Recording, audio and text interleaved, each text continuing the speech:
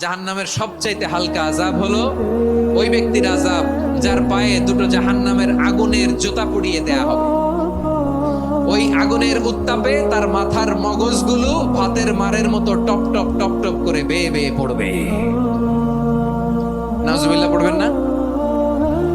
আচ্ছা প্রিয় সিলেট, আওয়াজ করে বলেন, এইটা যদি সবচেয়ে লাইট পানিশমেন্ট হয়, সবচেয়ে হালকা পাতলা সহনীয় আযাব যদি হয়, তাহলে ভয়ঙ্করতম আযাবের কি অবস্থা হবে? আমরা কি ওই জাহান্নামে যেতে চাই?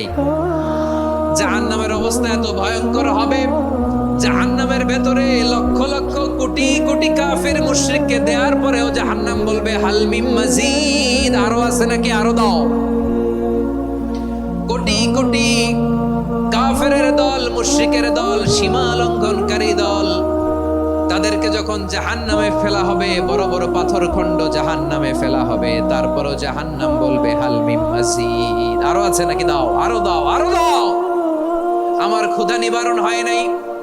জাহান্নামে তো উত্তপ্ত হবে, জ্বলন্ত হবে, ভয়ঙ্কর হবে। জাহান্নামের এক